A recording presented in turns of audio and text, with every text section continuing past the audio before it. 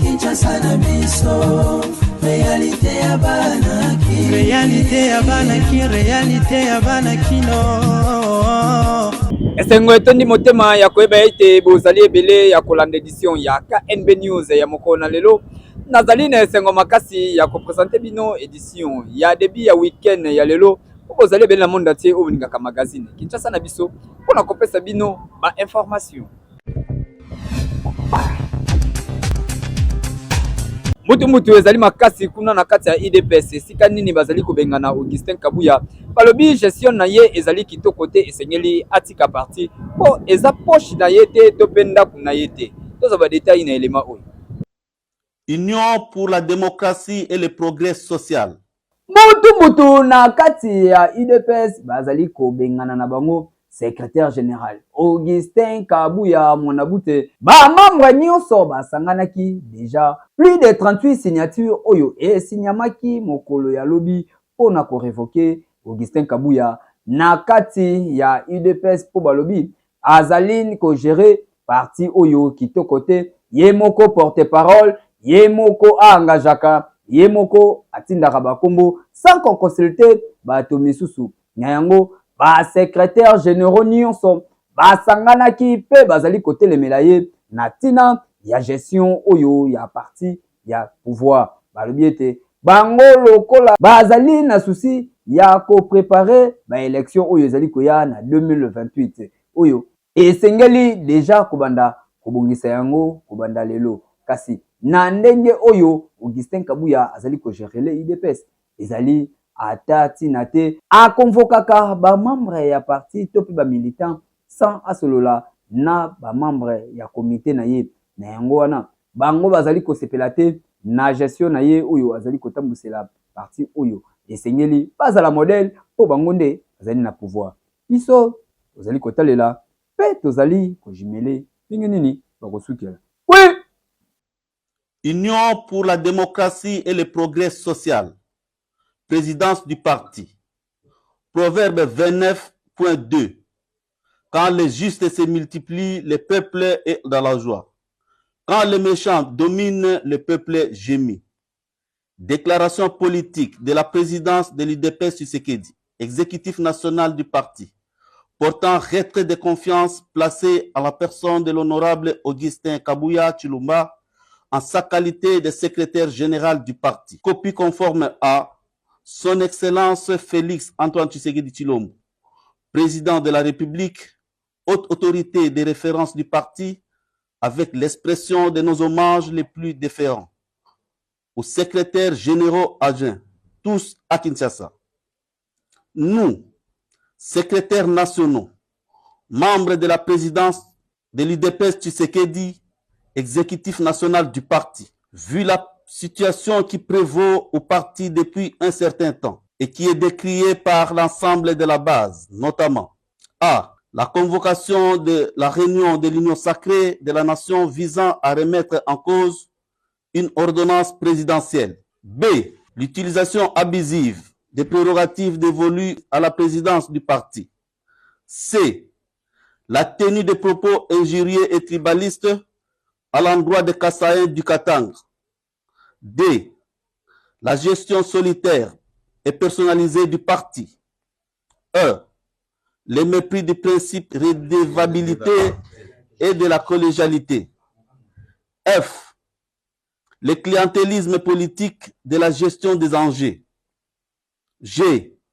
Les humiliations en public des secrétaires nationaux et autres membres du parti. H. Les sorties médiatiques inopportunes, hasardeuses et non concertées. Et I. L'absence de vision. Au regard des différentes interpellations, dont la dernière en date de mardi 2 juillet 2024, lors d'une réunion extraordinaire convoquée par les précités. Vu le refus du concerné à prendre en compte les avis de ses collaborateurs, vu les enjeux politiques et les challenges que l'UDPS Tshisekedi devra relever dans un avenir proche, prenant nos responsabilités devant Dieu, la mémoire des pères fondateurs, spécialement celle de feu Dr Étienne Tshisekedi Wamulumba, les combattants et les combattantes. Décidons, réitérons notre totale confiance et loyauté envers son Excellence, Monsieur le Président de la République, chef de l'État et haute autorité de référence du parti, Félix Antoine Tshisekedi Tshilombo. 2. Le retrait à partir de ce jour de la confiance placée en la personne de l'honorable Augustin Kabuya Tshilombo et la non-reconnaissance de sa qualité de secrétaire général de l'UDPS Tshisekedi. 3. La prise de mesures idoines au cours de la réunion extraordinaire de l'exécutif du parti qui sera convoqué dans les heures qui suivent sous l'égide du doyen d'âge de l'exécutif national, en l'occurrence le secrétaire national Célestin Roger Mukendi Membu. 4.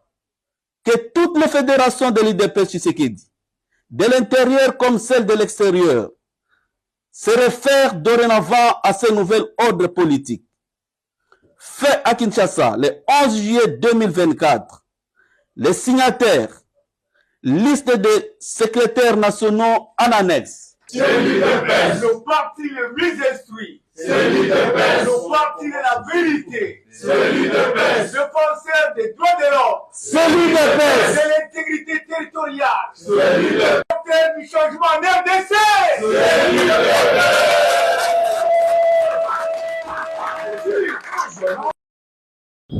Population ya Kinshasa ba réagir pona mai mazali koleka kuna na kati ya UDPS balobi ete bazali parti au pouvoir kasi lenge bazali ko se comporter ezali normalité balobaki bongo na caméra ya Beverly et ya les micro ya Moïse Ngombe. Non, bande ko wana pe quand même comme lekisama ele trop parti au pouvoir et ko se comporter bongo te mais c'est journaliste eza mabe makasi yango moni bato ya UDPS balingi nde lokoso mingi baza na lokoso do ya ki ye alingi kolia trop kotika biso mwa biloko balongolisaka ndeko Kabundi na aza na boloko ti lelo ezaka ba biloko wana ndeko Kabuya pe aza na courtoisie quand même ya koyeba te balinga pe baza na souci nini yazozwa bandeko na ya Branham atonisaka bango na ba gestion ya UDPS so bango na ta pasi te bakome bango na président sikuna ata hymne national ya parti bayebi koyemba yango te omona te ya ndomo ya buzoba ayo bakape bato eza te ke so batyo na poste wana yo komi monaka yo na yo parce que pouvoir ezali non ayo ba pe ke ba compagnon de lutte oto bandaka na bango bazali bamona ndenge père azalaka pe na bato ndenge banda ko fandisa eloko wana eza eloko ya Kabuya te eza eloko ya Jacob ya te eza eloko ya même voir même président Tshisekedi UDPS eza patrimoine national faut bala qui s'appenda donc to koli 32 ans balobaka dit be 40 ya nini wana baye bagakete eza bato bakola bala sa maturité na bango batika biloko ba sala na buzoba voir même chef Kabila au président au ancien président au bundisa ki a auto kende mais parti là se comporta qui boyete o eza honte eza soni makasi ce n'est pas bien eza mabe makasi ba changer makambo wana ba changer bala na structure ya parti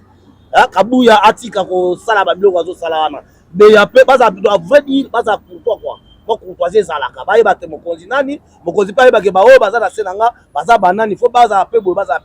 eza te yozui moi eloko wana comme lokola ya famille na yo moko kangama nango non ce n'est pas bien biso peuple tozo sepela eloko wana te biso tozo la nde président o tozo soutenir mboka eza na bitumba makambo eza kuna ole ba soutenir président na makambo bitumba na makambo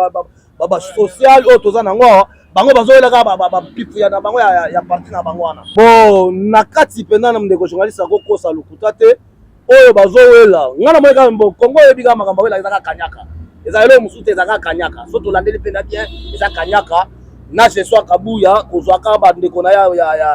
ya Branham ko kosaka bango na ba gestion publique banto babundela ki bitumba ya parti bazo se retrouver te baza pe bato ko batomboka te toyebi ke UDPS eza moko o biso toyebi ba combattant d'élite toyebi ke UDPS eza moko Kabuya acha mai penda na vinyo na ye aluka bandeko wana ba Jacob ya na ve ase le kondo ve na biso le kondo bazali bato babundela pe IDPS to komona bango to bazaba na papa Etienne bafanda place moko basolo lelo bazo sala eza honte wana conseil tozo pesa ye amikitisa marqué ki pete na ye amikitisa aluka bato wana bafanda place moko po batambusa parti liboso po tozwa pe mutu oyo tokosala po oyo akosixide notre président on appelle ça comment bon oyo akozongela Tshisekedi na pouvoir parce que mandat président yango tozo tatame yango mandat na ya suka Kabuya a dosé pour que IDPS bamona penda balanda na exemple ya MPR le zoyo kanate MPR ezate abako ya président na biso Kasavubu ezate tout babule que so Tshisekedi na pouvoir est-ce que IDPS existe du sous babula kana babiloko wana parce que IDPS tozo beta IDPS ezali patrimoine national ezali parti ya mutute eza parti ya peuple et bunda pour na lita démocratie mbogo o bango bazo sala po bazo tamla ba jeep biso ba combattant to bunda to za bagal ngana za mutu na ngai soka yango loboko na ngai tina défaut likola IDPS mais na se retrouver te le biso ne to ko bota pe ba méchant que te biso to bunda mais to ki para bango te bango lokola ba lega bangwende ba bombela biso eloko wana eza eloko na biso peuple ba garder yango bien bazala pe quand même na moi esprit moko boye ba donc ba gérer ngo ndenge papa Tshisekedi wa mulumba ba gérer boro wana moni IDPS ezaki il y a 32 ans ya lit oya papa moko Tshisekedi IDPS ya ba diaspora oyo eza IDPS tipo se kufa nango bango ne ba yoboma IDPS mutu anga atelemisa IDPS ya ba diaspora oyo eza oyo aza na prison o bakangaki mpo wana nde aza mpenza na mutu ya kotelemisa IDPS oyo IDPS ekufa parti eza na pouvoir tala soni parti eza na pouvoir mais bozopota na bino seke boza na souci ya population te boza na souci ya koyiba po boza na pouvoir tala pouvoir ya 18 ans ya PPRD ezalaka calme pouvoir ya 18 ans ya PPRD est-ce que mona ete ke PPRD mpenza bazopotana bo baza na 18 ans na bango bazopotana te mais tala IDPS 5 ans bobandi kopotana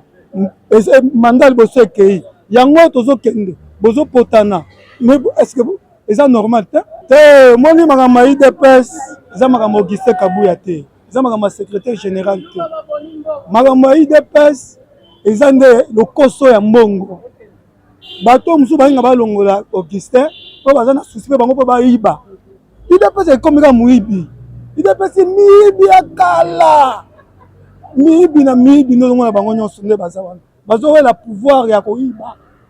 bazowela pouvoir te ke na diriger parti eza na pouvoir oyo eza soni IDPS eza esu te na IDPS ekomi kwa ba-impere IDPS ekomi ba-impere parti ese kufa IDPS ekomi kwa ba-impere IDPS eza esusu te IDPS te IDPS ya 32 ans nde oyo te oyo ekomi kwa impere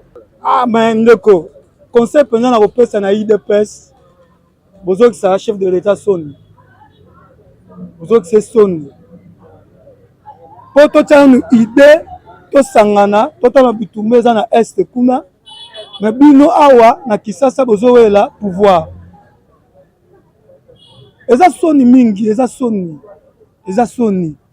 baza ini so baza ini te 5e mandat batike na 4 ans esilaka pouvoir kana koswana gouvernement ya République démocratique du Congo basengi na communauté internationale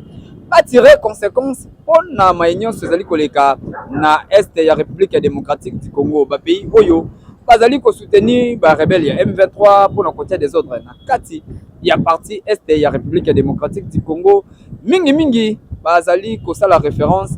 na rapport oyo Nations Unies ebaki na kobimisa récemment ba détail tozwa na élément oyo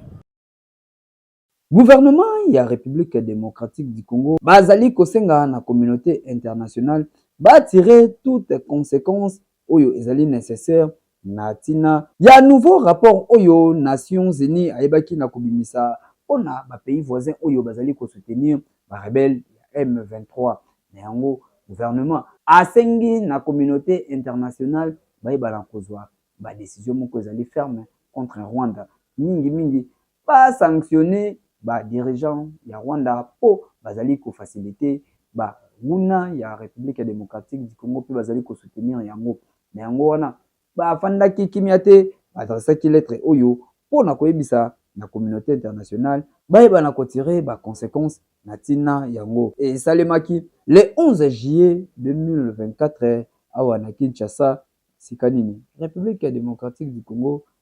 ayebaki na kozwa connaissance ya rapport oyo Nations Unies ayebaki na kobimisa.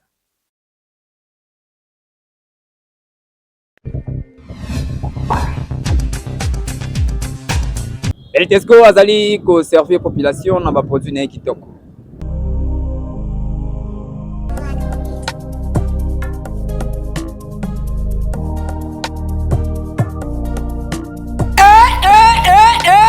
Beltesco azali mosungi ya mboka pona kosunga mabota nyonso mikolo pe bana esengeli komela milike Africa Choice ya Beltesco oyo esalemi na mabele ya ngombe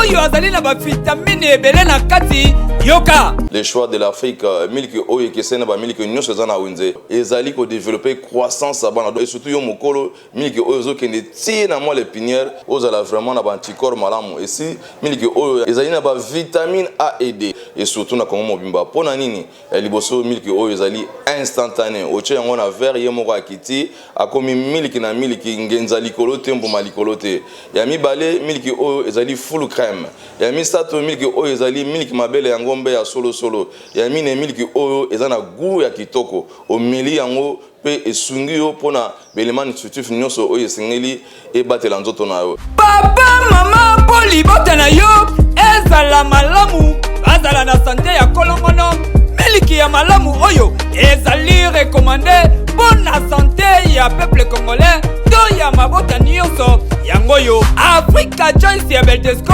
miliki oyo soki obeli yango na teinture na yo ezali kobonga pe santé na yo ekozala kolongono mikuwa ekosala pasi te pe ekokoma makasi pona mabota nyonso esengeli komelaka miliki Africa Choice. C'est ça, Milky Africa Choice. Plein de vitamines,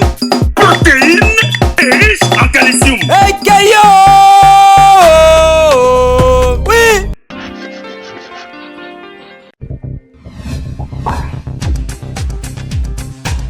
Programme ya gratuité ya maternité pe ya ba nouveau-né ezali ko souffrir makasi gestion na yango ekomi mbutu kasi ezali programme oyo chef de l'état nde a initiaki yango na hôpital général ba médecin ba sepeli te pe basali réunion oyo bazali ko projecter kala mingi te esengeli baki na grève po ba futami te pendant 3 mois kino lelo oyo. Depuis 3 mois pour la gratuité de la maternité et les soins aux nouveau-nés. Programme ya gratuité ya maternité pe soins ya ba nouveau-né nyonso ezali ko souffrir na République démocratique du Congo surtout mingi na Kinshasa oyo ezali ko tambola bien te selon ba médecin ya département ya gynéco obstétrique pe ya pédiatrie ya hôpital général ex mama yemo bazali ko regretter pe bazali ko senga 3 mois na bango oyo bafutama te esengeli bafutama po mosala e continue kasi ndenge ezali ko salema programme oyo ekoki pe kokatana na nzela po ezali na yango piloté bien te bato oyo bazali kotambusa yango bazali kotambusa malonga te déjà gouvernement ya République démocratique du Congo na nzela ya ministère ya santé bayebaki déjà na kobimisa mbongo kasi ekoma na yango epai ya ba médecin te ti lelo oyo bafutamaka te kote mosusu kuna ba mama oyo ya zemi bazali ko constater ke bazali ko futa ba droit kaka ndenge oyo ezalaka kasi programme oyo chef de l'état Félix Antoine Tshisekedi Tshilombo initiaki yango pona kosunga population nyonso ya République démocratique du Congo kasi sur le terrain ezali na yango bongo te ba hôpitaux ebele oyo bazali accrédité pona gratuité ya maternité bazali kolela kino lelo oyo ezali kotambola bien te po bazali kofutama te na yango misusu déjà bazongisa na bango ba condition oyo ezalaki pona basi oyo bazali na zemi to pe kobotisa na yango ebimaki na nzela ya réunion oyo ba médecin ya département ya gynéco obstétrique, pe ya pédiatrie, ya hôpital général ya référence à Kinshasa, ex Mama Yemo, nde ba médecin, baki na koloba yango na sima ya réunion oyo pe bazali kokana kokende na grève po bazali ko déclarer mbongo na bango oyo nanu bafutaki te boyoka. Nous sommes là en assemblée générale de 2 départements importants de l'hôpital général de référence de Kinshasa ex Mama Yemo. C'est le département de gynéco et obstétrique et le département de la pédiatrie. Le but de notre assemblée générale, c'est pour statuer sur la situation que vivent ces 2 départements. Depuis 3 mois, pour la gratuité de la maternité et les soins aux nouveau-nés, les 2 départements n'ont pas été payés. Surtout la gynécologie obstétrique qui accuse 3 mois de retard, la pédiatrie 2 mois et demi de retard. Et ce jour, après la rencontre avec la direction générale de l'hôpital hier, la direction a reconnu qu'ils ont reçu l'argent de FSSE. Mais malheureusement, cet argent, ils n'ont pas su le gérer comme il faut. Et ils ne peuvent pas nous payer. Nous avons exigé que les 3 mois soient payés, sinon nous entrons en grève. Et à ce jour, l'hôpital n'est pas en mesure de nous payer les 3 mois. C'est pour cela que les médecins se sont rassemblés ici pour commencer la grève aujourd'hui. L'hôpital avait émis 3 chèques il y a 3 semaines pour nous payer. 3 chèques pour la gynéco-obstétrique d'une valeur de 26 000 $ et 3 chèques pour la pédiatrie pour une valeur de à peu près la même chose. Ils ne sont pas en mesure de payer ce montant-là et c'est ça qui motive le début de notre grève. Nous allons commencer cette grève aujourd'hui et nous allons continuer jusqu'au jour où on pourra nous payer les dus. Les chèques qui ont été émis, ce sont des chèques sans provision. Nos délégués se sont présentés à la banque UBA pour les toucher et la banque a déclaré qu'il n'y avait pas de provision. Depuis 3 mois, pour la gratuité de la maternité et les soins aux nouveau-nés. Conséquence nini ezali epai ya mobali oyo abala mwasi oyo abota déjà libanda tope mwasi oyo abali mobali oyo esi abota avant bakutana. Tetunaki na population na caméra ya Beverly yale pe micro ya Moïse Ngombi population balobaki na biso boye.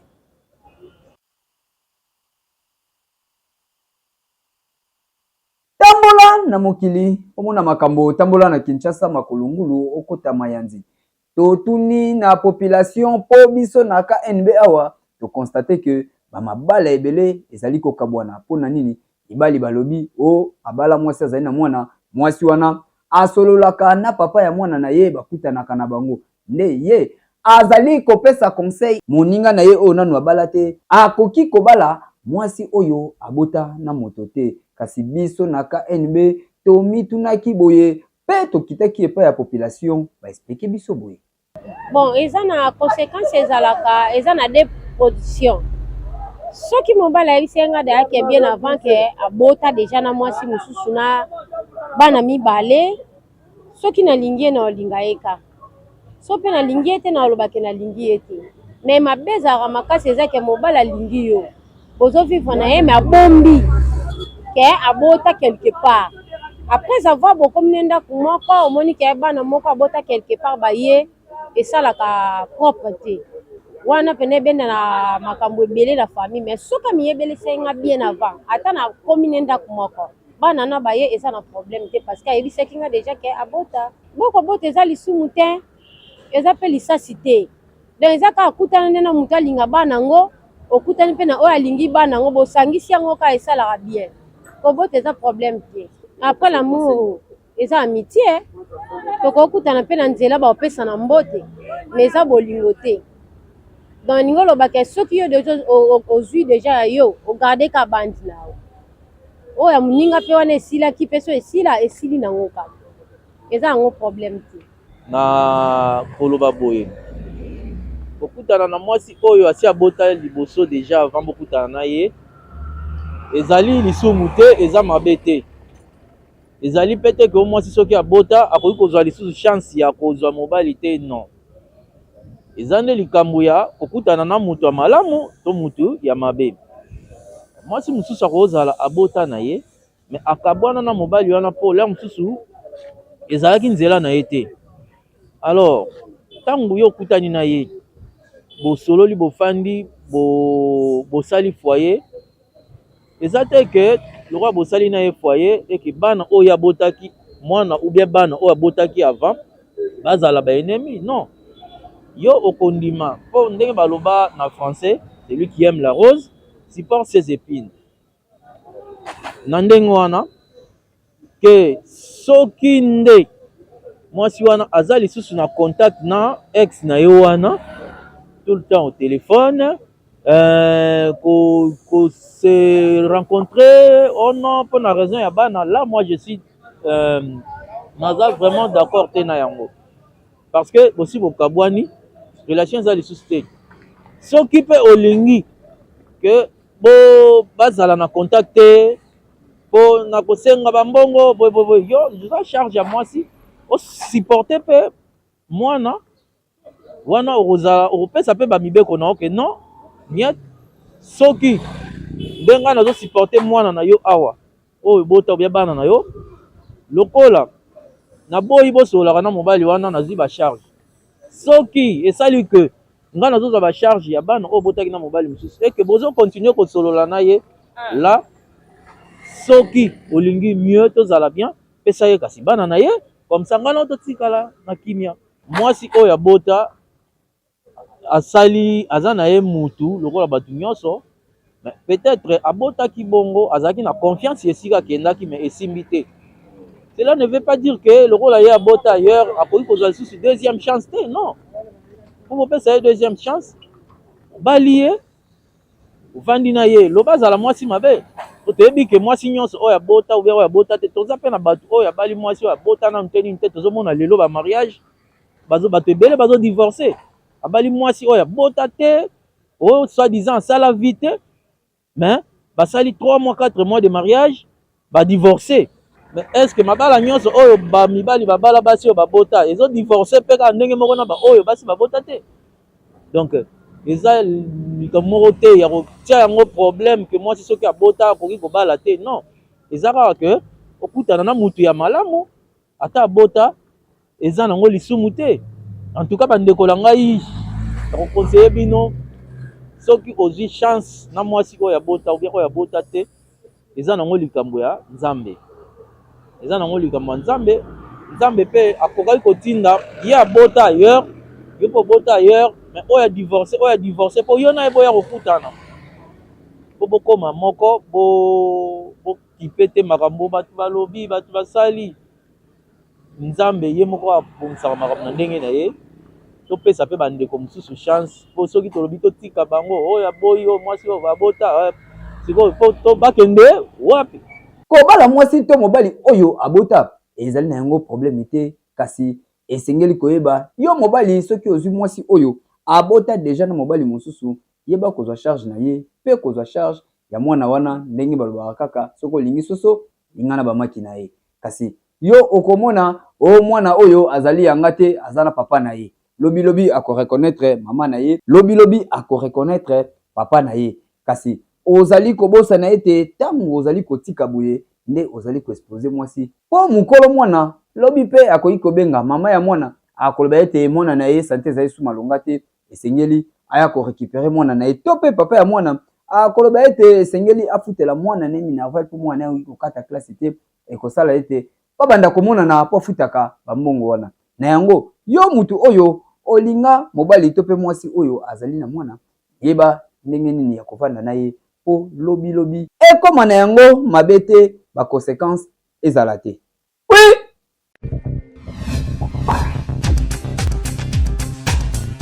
jamais rata awa na KNB TikTok ya mokona lelo yango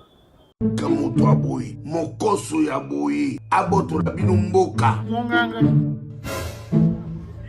Yagano. soki na yo okubetanga Nabe tote. Ilo na yo bezo za elo osimio. Naza mabe. abeteli wanja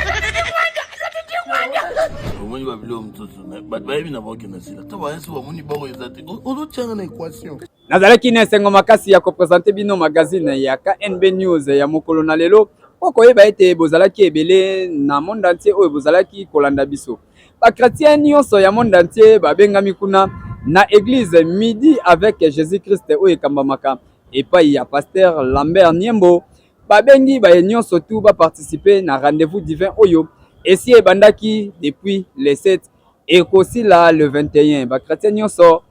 mbangu kuna na bandal na lingonga ya 17h tokutani bongo mikolo oyo ezali koya